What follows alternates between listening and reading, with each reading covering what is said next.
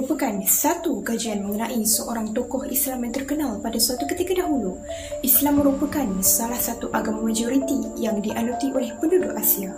Dengan perkembangan ilmu dan ajaran Islam di Asia telah melahirkan ramai tokoh-tokoh yang terkenal. Syekh Nuruddin Al-Raniri atau dikenali dengan panggilan Al-Raniri merupakan seorang cendekiawan Islam kelahiran Aceh, Gujarat. Beliau merupakan pengarang kitab-kitab agama termasuk ilmu fiqh, usuluddin, tasawuf, hadis dan lain-lain.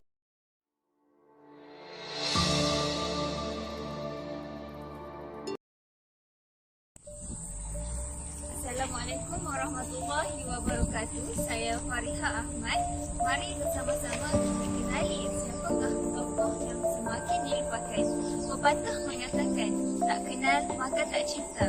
Jadi, mari bersama-sama kita kenali siapakah Syekh Nuruddin Al-Raniri.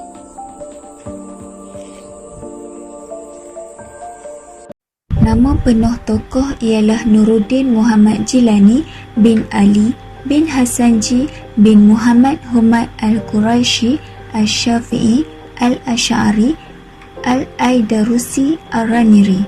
Beliau dilahirkan di Ranir atau Randir, Gujarat. Berkenaan dengan tarikh lahir beliau, tidak ada seorang ahli sejarah pun yang telah mencatat tarikh lahir beliau. Tetapi Syekh Ad-Din dipercayai lahir di hujung sekitar abad ke-16 Masihi dan meninggal pada tarikh 21 September 1658. Beliau mempunyai darah kecukan Melayu Arab kerana ibunya berdarah Melayu manakala ayahnya berasal dari keluarga imigran Hadramaut. Beliau merupakan ulama India yang berketurunan Arab.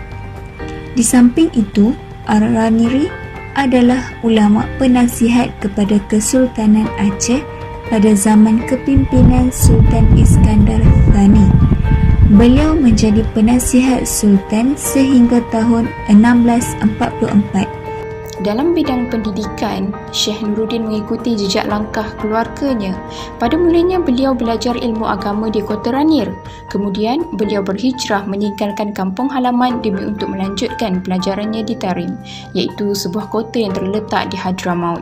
Al-Raniri mengikuti jejak langkah bapa saudaranya diikuti dengan ulama Hadrami yang lain. Setelah melengkapkan diri dengan pengalaman bapa saudaranya, Syekh Nuruddin Al-Raniri berhijrah ke Aceh dan tiba di daerah itu pada 6 Muharram 1047 Hijrah. Beliau tinggal di Aceh selama 8 tahun dan menjadi tokoh berpengaruh politik sebagai penasihat raja. Keluarganya pernah berhubungan dengan orang Aceh. Bapa saudaranya Muhammad Jilani Al-Raniri sebelumnya juga bertugas sebagai guru di Aceh. Tambahan pula bapa saudaranya yang bertugas sebagai guru tasawuf di Aceh mendorong Syekh Nuruddin untuk mempelajari bahasa Melayu. Pada tahun 1030 Hijrah iaitu 1621 Masihi, beliau berhijrah ke Mekah dan Madinah untuk menunaikan ibadah haji untuk memperdalamkan lagi ilmunya daripada para ulama yang bermukim di sana. Beliau belajar bahasa Melayu di Tanah Suci daripada orang Melayu yang bermukim di sana. Al-Raniri merupakan seorang syekh tarikat Rifa'iyah yang didirikan oleh Syekh Ahmad Rifa'i. Beliau belajar ilmu tarikat ini daripada Syekh Said Abu Hafs Umar Basyaiban dari Tarim, sementara Basyaiban sendiri belajar ilmu tarikat daripada para ulama Haramain seperti Said Umar Al-Bashri, Syekh Ahmad Ibrahim dan Syekh Rahman Al-Khatib. Setelah memantapkan ilmunya di Arab, beliau kembali pulang ke kota kelahirannya.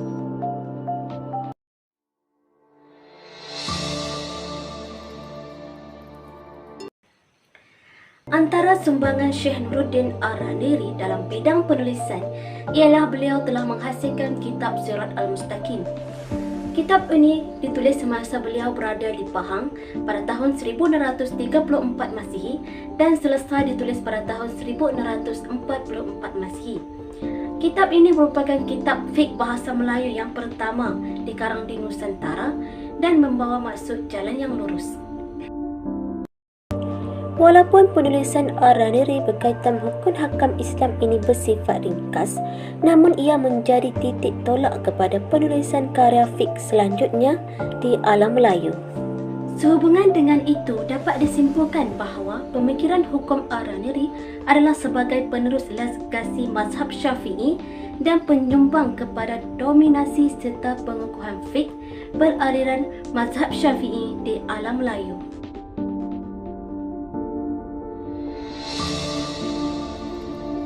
Syekh Nuruddin Al-Araniri merupakan seorang penulis yang sangat produktif.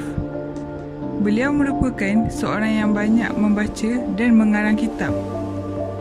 Kitab karangannya meliputi berbagai ilmu pengetahuan seperti ilmu fiqh, hadis, akidah, sejarah, tafsir dan tasawuf. Jumlah karangannya adalah sekitar 23 buah kitab.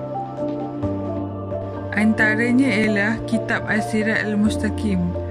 Kitab ini berkisah tentang ibadat, sembahyang, puasa, zakat, haji dan hukum halal dan haram dalam makanan. Yang kedua ialah kitab Bustan As-Salatin fi Zikr Al-Awwalin wal-Akhirin. Kitab ini mempunyai 7 bab dan merupakan kitab sejarah karya Nuruddin Al-Araniri yang terbesar pernah dihasilkan oleh orang dalam bahasa Melayu. Seterusnya ialah kitab Lataif Al-Asrar, iaitu sebuah kitab bahasa Melayu yang membahaskan ilmu tasawuf. Seterusnya, kitab yang dikarang oleh beliau ialah kitab Kaifiyah As-Solah. Kitab ini menerangkan tentang tata cara solat. Selain itu ialah kitab Hidayat Al-Habib fi At-Targhib wa Tarhib. Kitab ini berisi 831 buah hadis di dalam bahasa Melayu dan bahasa Arab.